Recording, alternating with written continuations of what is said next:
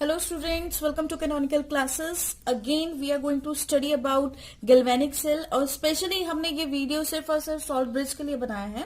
लेकिन salt bridge को further study करने से पहले मैं आपको एक बार फिर से इंट्रोड्यूस करवा देती हूँ गैल्वेनिक सेल के साथ, जो हमने प्रीवियस वीडियो में बहुत डिटेल में उसकी कंस्ट्रक्शन पढ़ी थी। ठीक है, तो फिर से चलिए स्टार्ट करते हैं गैल्वेनिक सेल। तो व्हाट इज गैल्वेनिक सेल? क्या होता है? जो हमारी केमिकल एनर्जी को इलेक्ट्रिकल एनर्जी में कन्वर्ट करता है थ्रू अ केमिकल रिएक्शन, है ना।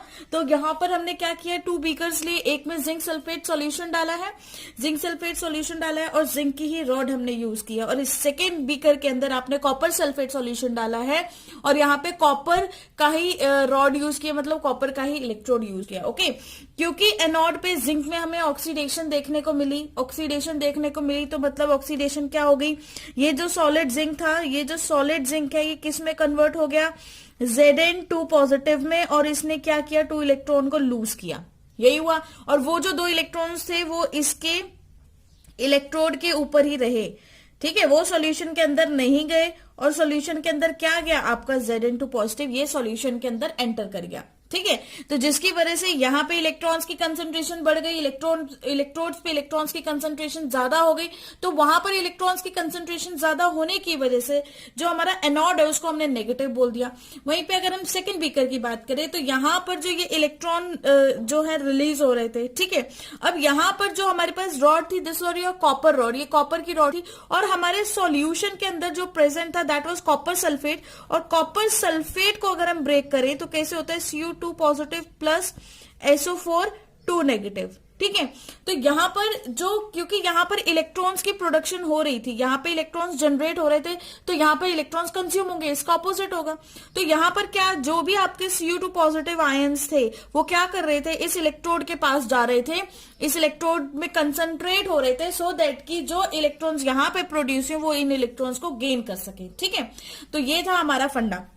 तो अब देखिए यहां से इलेक्ट्रॉन्स मूव करना स्टार्ट हो रहे हैं, तो यहाँ पे जो कॉपर 2 पॉजिटिव आयंस है यहाँ पे जनरेट होना, मतलब यहाँ पे इकट्ठा होना स्टार्ट हो रहे थे, जिसकी वजह से आपने इस इलेक्ट्रोड को क्या बोल दिया था, कैथोड बोल दिया था, क्योंकि यहाँ पे पॉजिटिव चार्ज की कंसंट्रेशन ज्यादा थी as comparison to negative charge. Clear है ये बात? ठीक है, तो चलिए अब यहाँ पे जो मेन चीज हमें समझनी है वो ये है कि जो जिंक सल्फेट सॉल्यूशन है वो भी कैसे ब्रेक होगा। जिंक सल्फेट की अगर हम ब्रेकेज देखें तो ZnSO4 कैसे ब्रेक होता है, Zn2 positive plus SO4 2 negative, यही होगा।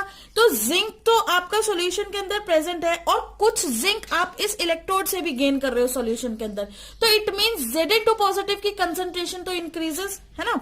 तो मैं यहां पे लिख सकती हूँ concentration of Zn2 positive increases in the solution, solution के अंदर Zn2 पॉजिटिव की कंसंट्रेशन बढ़ गई। वहीं पर अगर हम बात करें इस सॉल्यूशन के अंदर, क्योंकि पहले से ये कॉपर इलेक्ट्रोड था और हमने Cu2 पॉजिटिव कंसंट्रेट होना स्टार्ट हो गया, बनना स्टार्ट हो गया, तो यहाँ पे किसकी कंसंट्रेशन बढ़ गई, कॉपर की, कॉपर तो वहां जाना स्टार्ट हो गया, तो यहाँ पे किसकी कंसंट्रेशन बढ़ गई, सल्फेट की, क्योंकि कॉपर तो कंज्यूम कर रहा है इलेक्ट्रॉन्स और सिंपल कॉपर में बन रहे, कॉपर 2 पॉजिटिव इलेक्ट्रॉन्स को कंज्यूम करके कॉपर में चेंज हो रहा है, सिंपल कॉपर में चेंज हो रहा है, तो इसका मतलब यहाँ पे कंसंट्रेशन किसकी बढ़ गई, आपके स्पेक्टेटर आयन की, और वो जो Spectator ion that is sulphate ion is Spectator ion. ठीक है, तो यहाँ पे जो कंपोजिशन, यहाँ पे जो इंक्रीज हुआ है वो किसका हुआ, सल्फेट को है, तो हम लिख सकते हैं CuSO4 की अगर मैं ब्रेकेज दिखाऊं तो Cu2 positive plus SO4 2 negative. ठीक है, ये क्या हो गया, डिक्रीज हुआ, ये क्या हो गया, डिक्रीज होना शुरू हो गया, डिक्रीज, एंड इसकी concentration of SO4 2 negative increases in the solution, इसकी कंसंट्रेशन आपकी सॉल्यूशन में बढ़ने लगी, क्योंकि कॉपर 2 पॉजिटिव तो कम होने लगा। कैसे कम होने लगा, वो जाने लगा इलेक्ट्रोड के पास, वहां से जो इलेक्ट्रॉन्स आ रहे थे उसको ये गेन करने लगा। हम यहाँ पे इलेक्ट्रॉन्स भी शो करते हैं, यहां से इलेक्ट्रॉन्स की मूवमेंट स्टार्ट हो गई है। ठीक है, जो जिंक ने इलेक्ट्रॉन रिलीज किए हैं वो इलेक्ट्रॉन्स यहाँ पे मूव हो रहे हैं, और यहाँ से कॉपर उनको क्या कर रहा है, एक्सेप्ट कर रहा है इलेक्ट्रॉन्स को, जिसकी वजह से यहाँ पे फ्लो ऑफ इलेक्ट्रॉन्स होने लगा। तो यहाँ पे आपको देखने को मिलेगा कि जो आपका ये बल्ब है ये भी ग्लो करना स्टार्ट हो गया। इसका मतलब यहाँ पे केमिकल रिएक्शन हो रही है, जिसकी वजह से क्या प्रोड्यूस हुई, आपकी electrical energy through a chemical energy. इस तरह से आपका बल्ब भी ग्लो होना स्टार्ट हो जाएगा। ठीक है, तो अब देखिए यहाँ पर इलेक्ट्रिसिटी तो प्रोड्यूस होगी, हमारा सर्किट हमने एक्सटर्नली कनेक्ट कर दिया, तो जो ये वायर कनेक्ट कर दिया हम इसको बोलते हैं एक्सटर्नल सर्किट, एक्सटर्नल सर्किट, ठीक है। लेकिन अभी तक आपका सर्किट जो है वो कंप्लीट नहीं हुआ। इस सर्किट को कंप्लीट करने के लिए हमें क्या करना पड़ेगा, इस सर्किट को कंप्लीट करने के लिए हमें एक और चीज यूज करनी पड़ेगी जो हमारे ये Zn2 पॉजिटिव और SiO2 नेगेटिव आयंस को बैलेंस कर दे दोनों बीकर के अंदर, ठीक है, और दोनों बीकर्स को क्या करे, कांटेक्ट में लेकर आए। तो इस तरह की अगर कोई भी हम थिंग यूज करते हैं तो उसको बोला जाता है salt bridge. This is your salt bridge. क्या होता है सॉल्ट ब्रिज, एक सिंपल यू शेप ट्यूब होती है, एक सिंपल आपकी यू शेप ट्यूब होगी, और वो ट्यूब क्या करेगी, जस्ट इलेक्ट्रिकल न्यूट्रलिटी को मेंटेन करेगी दोनों सॉल्यूशंस के अंदर। दोनों सॉल्यूशंस के अंदर किसको मेंटेन करेगी, इलेक्ट्रिकल न्यूट्रलिटी को। ये सॉल्ट ब्रिज, यहाँ पे कॉटन प्लग लगा होगा, ठीक है, और यहाँ पे आपका इलेक्ट्रोलाइट प्रेजेंट होगा, जो भी इलेक्ट्रोलाइट आपने इसके अंदर डालना है। जनरली आप इनर्ट इलेक्ट्रोलाइट डालते हैं, ठीक है। तो वो क्या करेगा, इनर्ट इलेक्ट्रोलाइट, कैसा इनर्ट इलेक्ट्रोलाइट होगा, देखिए हम सिंपली देखें पहले सॉल्ट ब्रिज को, अगर हम अच्छे से एक्सप्लेन करें, ये सिंपली क्या है, इलेक्ट्रिकल न्यूट्रलिटी मेंटेन करेगी। अब ये कैसे इलेक्ट्रिकल न्यूट्रलिटी मेंटेन करेगी, इसके अंदर कुछ इलेक्ट्रोलाइट प्रेजेंट होंगे इन अ फॉर्म ऑफ जेल। मतलब अगर हम सिंपली बोलें कि व्हाट इज सॉल्ट ब्रिज, तो उसको पहले हम डिफाइन करते हैं, it is a U shape tube. ये सिंपली क्या है, एक यू शेप ट्यूब है, विच कंटेन्स, जिसके अंदर क्या होगा, which contains inert electrolyte, inert electrolyte, electrolyte which contains a inert electrolyte, ठीक है। किसकी फॉर्म में इनर्ट इलेक्ट्रोलाइट कंटेन करेंगे, in form of gel type mixture. कोई एक जेल टाइप का मिक्सचर प्रेजेंट होगा इसके बीच में, और वो जेल टाइप मिक्सचर क्या होगा, जेल टाइप मिक्सचर किसकी वजह से होगा, ड्यू टू अगर की वजह से होगा, ठीक है। अगर is a jelly type substance जो कि आपकी एल्गी से एक्सट्रैक्ट किया जाता है। तो अगर के मिक्सचर में हमने इनर्ट इलेक्ट्रोलाइट डाल के इसमें पुट करना है, सो दैट कि आपका जो सॉल्ट ब्रिज है वो प्रॉपर काम कर सके, ठीक है। तो सिंपली सॉल्ट ब्रिज को अगर हम सिंपली बोलें तो क्या है, एक यू शेप ट्यूब है जिसके नीचे आपने कॉटन प्लग्स लगा दिए, ठीक है। कॉटन प्लग्स क्यों लगाए, सो दैट कि जो इनर्ट इलेक्ट्रोलाइट है वो एकदम से सॉल्यूशन में ना चले जाए, धीरे धीरे पेनिट्रेट करे, धीरे धीरे पास ऑन करे सॉल्यूशन में, ठीक है। तो इसीलिए हम यहाँ पर क्या यूज कर रहे हैं, आपका कॉटन प्लग यूज कर रहे हैं, सो दैट कि अगर एकदम से चले जाएंगे तो सारा सॉल्यूशन ही खराब हो जाएगा, ठीक है। जिसकी जरूरत है वो नहीं जाएगा। तो देखना होता क्या है, क्योंकि यहाँ पे Zn2 पॉजिटिव की कंसंट्रेशन ज्यादा है। इनर्ट इलेक्ट्रोलाइट का मैं पहले आपको एक एग्जांपल दे दूं, जैसे कि हम मान लो कि हम NaCl यूज कर रहे हैं अगार के अंदर, ठीक है। तो जो आपका NaCl है वो कैसे ब्रेक करता है, NaCl जो है वो दो आयन से मिलकर बनता है, Na positive plus Cl negative, इन दो से मिलकर बनेगा। तो जो Na पॉजिटिव है वो उसकी तरफ जाएगा, जो SO4 मतलब ऑपोजिट आयन की तरफ जाएगा, और जो Cl नेगेटिव है वो Zn2 पॉजिटिव की तरफ मूव करेगा। क्या ये बात क्लियर हुई, ठीक है। ऐसा क्यों होगा, क्योंकि जिंक की कंसंट्रेशन यहाँ बढ़ गई, तो ये खुद ही अट्रैक्ट कर रहा है अपने इलेक्ट्रिक फील्ड से क्लोरीन को, और यहाँ पे सल्फेट आयन अट्रैक्ट कर रहा है किसको, सोडियम को, सो दैट कि ये सब्सटेंस क्या हो जाए, आपका न्यूट्रलाइज हो जाए। अगर हम सॉल्ट ब्रिज के फंक्शंस की बात करें कि क्या क्या फंक्शन है उसका, तो हेडिंग डाल लेते हैं पहले, functions of salt bridge, functions of salt bridge. Salt bridge के क्या क्या फंक्शंस है, तो सबसे फर्स्ट फंक्शन क्या है कि ये क्या कर रहा है, दोनों सॉल्यूशन को एक दूसरे से जोड़ रहा है ना, दोनों सॉल्यूशन को, दोनों बीकर्स के सॉल्यूशन को कनेक्ट कर रहा है। तो it means it completes inner circuit of the cell. तो सबसे फर्स्ट तो इसका फंक्शन यही होगा, it completes inner circuit of the cell. ये क्या कर रहा है, सेल के इनर सर्किट को कंप्लीट कर रहा है, ठीक है। सेल के इनर सर्किट को कंप्लीट कर रहा है, क्योंकि एक्सटर्नल सर्किट था, देखिए जैसे कि ये है, एक्सटर्नल सर्किट क्या था, आपकी जो वायर्स थी वो आपका एक्सटर्नल सर्किट था, और इधर जो हमने ये सॉल्ट ब्रिज लगाया ये आपका इंटरनल सर्किट है। तो दोनों सॉल्यूशन जब तक कांटेक्ट में नहीं आएंगे तब तक आपका क्या होगा, तब तक हम नहीं कह सकते कि हमारा सर्किट कंप्लीट हुआ है। क्लियर है ये बात, ठीक है। तो इसीलिए जो सॉल्ट ब्रिज है वो एक्चुअल में कर क्या रहा है, सॉल्ट ब्रिज सिर्फ इनर सर्किट को कंप्लीट कर रहा है, सिर्फ नहीं मतलब और भी काम है उसके। सेकंड देखिए, सेकेंड ये क्या कर रहा है, क्योंकि ये दोनों सॉल्यूशन को बैलेंस कर रहा है ना, दोनों सॉल्यूशन के चार्जेस को बैलेंस कर रहा है, तो हम कह सकते हैं it maintain electrical neutrality, it maintain electrical neutrality, it maintain electrical neutrality. कहां पे इलेक्ट्रिकल न्यूट्रलिटी मेंटेन कर रहा है, in both compartment, in both compartment, दोनों ही कंपार्टमेंट के अंदर, बाय प्रोवाइडिंग, कैसे कर रहा है भाई, by providing oppositively charge ions,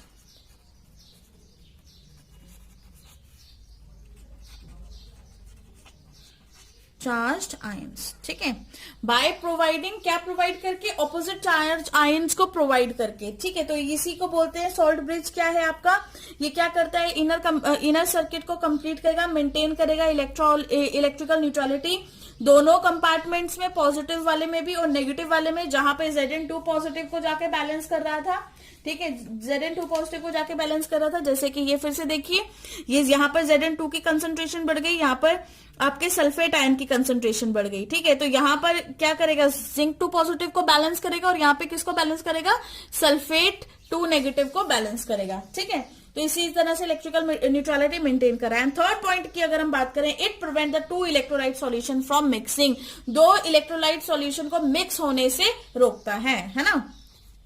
it provide the two electrolyte solution, it prevent two electrolyte solution from mixing, mix नहीं होने देगा ये, क्योंकि वो खुद ही बाहर से कनेक्ट कर रहा है ना, तो इसलिए वो मिक्स ही नहीं होने देगा। अब मेन चीज क्या है यहाँ पर, अब मेन चीज हमारे पास ये आती है कि सॉल्ट ब्रिज तो ठीक है भाई, उसने इनर सर्किट भी कंप्लीट करी, इलेक्ट्रिकल न्यूट्रलिटी भी मेंटेन करी, लेकिन वहां पर इलेक्ट्रिकल न्यूट्रलिटी मेंटेन करने के लिए हमें एक इलेक्ट्रोलाइट यूज करना पड़ा था, जिसको हम बोलते हैं inert electrolyte, inert electrolyte. What is inert electrolyte, जो इनर्ट इलेक्ट्रोलाइट एक्चुअल में होता क्या है, इनर्ट इलेक्ट्रोलाइट नाम से ही पता लग रहा है कि इनर्ट है, मतलब वो पार्टिसिपेट नहीं कर रहा सेल रिएक्शन में, वो खुद इनर्ट नहीं है, लेकिन वो सेल रिएक्शन के लिए इनर्ट है। ये बात आपको नोटिस करनी है यहाँ पे कि वो खुद इनर्ट नहीं है, वो जो वहां पे रिडॉक्स रिएक्शन चल रही है वो उसके लिए इनर्ट की तरह बिहेव करेगा, लेकिन खुद इनर्ट नहीं है। तो फर्स्ट पॉइंट हम यहाँ पे नोट करेंगे, क्या, it does not participate in cell reaction, इट does not participate in cell reaction, वो सेल रिएक्शन के लिए, सेल रिएक्शन में पार्टिसिपेट ही नहीं करता, ठीक है। और सेकंड पॉइंट देखा जाए कि किसी भी इलेक्ट्रोलाइट के लिए, जो सेकंड पॉइंट है बहुत ज्यादा इंपॉर्टेंट है, ये आप हमेशा नोटिस करेंगे। देखो, for an electrolyte to be used in salt bridge, अब यहां पे इंपॉर्टेंट पॉइंट है, मैं इसको कंप्लीट करने से पहले आपको बस इतना बता दूं कि ये जो इलेक्ट्रोलाइट हमें सॉल्ट ब्रिज के अंदर यूज करना है, इसके एक कंडीशन है, मैं हर एक इलेक्ट्रोलाइट नहीं यूज कर सकती। इसकी क्या कंडीशन है कि जो स्पीड है आपके कैटायन की और एनायन की शुड बी सेम, ठीक है। तो यहां पे लिखते हैं the speed of cation and anion, the speed of cation and anion should be same, तो जो आपकी स्पीड है कैटायन की या हम बोले एनायन की, वो हमेशा सेम होनी चाहिए, ठीक है। पहले तो मैं एग्जांपल दे देती हूँ कि इनर्ट इलेक्ट्रोलाइट होते कौन कौन से हैं, जैसे कि हमारे पास KCl हो गया, या NaCl ले लो आप, है ना, या फिर अमोनियम नाइट्रेट ले लो, NH4NO3 ले लें, है ना, NH4Cl ले लो, या KNO3 ले लो, एक्सेट्रा, इनमें से कोई भी ले लो, ठीक है। ये सारे आपके सिंपल क्या है, इलेक्ट्रोलाइट्स हैं, क्लियर ये बात, ठीक है। तो अब ये कैसे, मतलब क्या स्पीड का क्या बोला उसने, स्पीड के बारे में ये बोला, दोबारा से देखो इसको, गैल्वेनिक सेल को देखिए। अगर मान लो कि यहाँ पे मैंने KCl यूज किया है, ठीक है, KCl यूज किया है, तो K positive Cl negative, K किस में जाएगा, इसके अंदर K जाएगा और इसके अंदर क्या जाएगा, Cl नेगेटिव जाएगा, यहाँ पे K पॉजिटिव जाएगा, यहाँ पे Cl नेगेटिव जाएगा। अब इन दोनों की जो जाने की स्पीड है वो सेम होनी चाहिए, नहीं तो क्या होगा सपोज करिए कि आपने Cl नेगेटिव की स्पीड ज्यादा है तो वो तो न्यूट्रलाइज कर देगा यहाँ पे जाके जिंक को, लेकिन K की अगर स्पीड कम है तो जितना जिंक यहाँ पे न्यूट्रलाइज हो जाएगा SO4 तो उतना न्यूट्रलाइज नहीं हो पाएगा। यहाँ पर तो नेगेटिव आयन की कंसेंट्रेशन बढ़ती जाएगी, ठीक है, और यहाँ पर डिक्रीज होती जाएगी। तो ये एक अलग पोटेंशियल डेवलप हो जाएगा जो कि हमारी रीडिंग में बहुत बड़ा एरर क्रिएट कर सकता है, हमारे एक्सपेरिमेंट में बहुत बड़ा एरर क्रिएट कर सकता है, ठीक है। तो इसीलिए हमें क्या चाहिए कि जो हमारे केटायन एंड अनायन है दोनों सेम स्पीड से जाए। जितनी स्पीड से क्लोरीन जाएगा उतनी स्पीड से पोटेशियम भी जाएगा, और जितनी स्पीड से क्लोरीन जा रहा है उतना ही वो जिंक 2 पॉजिटिव को न्यूट्रलाइज कर रहा है, जितनी स्पीड से पोटेशियम जाएगा वो SO4 2 नेगेटिव को न्यूट्रलाइज करेगा, ठीक है। तो यही फंडा है यहाँ पर कि for an electrolyte to be used, कोई भी इलेक्ट्रोलाइट अगर आपने यूज करना है सॉल्ट ब्रिज के लिए, तो जो स्पीड है आपके केटायन की और एनायन की वो क्या होनी चाहिए, शुड बी सेम होनी चाहिए, ओके। नेक्स्ट अब हम अगर रिप्रेजेंटेशन की बात करें गैल्वेनिक सेल की, तो गैल्वेनिक सेल को हम ऑन पेपर कैसे रिप्रेजेंट करते हैं। हम हमेशा ये इतना बड़ा डायग्राम बना के, मतलब हर जगह आप ये वाला डायग्राम बना के तो उसको रिप्रेजेंट नहीं कर सकते हो, ठीक है। तो इसको क्या करना पड़ेगा, हमें इसको ऑन द पेपर रिप्रेजेंट करने के लिए बहुत टेक्निक यूज की गई है, दैट इज उसको हम पहले हेडिंग डालते हैं representation of galvanic cell, representation of galvanic cell, ठीक है। तो गैल्वेनिक सेल की रिप्रेजेंटेशन कैसे करेंगे, उसके लिए सबसे फर्स्ट आप एक ही चीज याद रखें, LOAN, लोन, ठीक है। लोन वर्ड तो सबको याद रहेगा। लोन में जो L है ये स्टैंड करता है लेफ्ट के लिए, लेफ्ट ऑक्सीडेशन, एनोड नेगेटिव, ठीक है। ये चीज आपके लिए बहुत इंपॉर्टेंट है। क्या इंपॉर्टेंट है इसमें कि देखिए यहां पर जो लोन है, अगर आप ये लोन याद रखोगे तो आपको रिप्रेजेंटेशन में कोई प्रॉब्लम नहीं आएगी। L for left, O for oxidation, anode, A for anode and N for negative, ठीक है। आपका जो लोन है वो रिप्रेजेंट करता है लेफ्ट ऑक्सीडेशन, एनोड, नेगेटिव, ठीक है। तो अब इसको रिप्रेजेंट करते हैं। मतलब सबसे पहले एक जनरल आपको टर्म बता दूं कि जनरल हम कैसे लिखते हैं। सबसे पहले आपने लिखना है anode separated by salt bridge. ये जो दो लाइंस आपको पैरेलल लाइंस दिख रही हैं ये क्या है, सॉल्ट ब्रिज है ये आपका, दिस इज सॉल्ट ब्रिज, लिख देती हूं मैं यहाँ पे सॉल्ट ब्रिज, ठीक है। सॉल्ट ब्रिज को आप ऐसे डिफाइन करेंगे।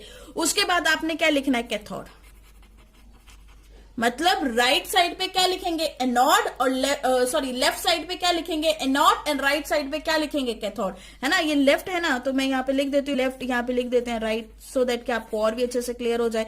तो लेफ्ट ऑक्सीडेशन हो रही है किसकी, कहां पर, एनोड पे जो कि एक नेगेटिव टर्मिनल है, और राइट पे क्या होगी, रिडक्शन होगी किसकी, कैथोड की, जो कि एक पॉजिटिव टर्मिनल होगा, ठीक है। अगर आप एक टर्मिनल याद रखेंगे तो सेकंड वाला तो आपको अपने आप याद हो जाएगा। तो वहां पर हमारे पास रिएक्शन क्या थी, वहां पर हमारे पास रिएक्शन थी zinc solid plus Cu2 positive gives you Zn2 positive plus Cu solid, ये एक्वस, ये भी एक्वस, यही थी रिएक्शन। तो इसको अब हमने ऐसे रिप्रेजेंट करना है, ठीक है।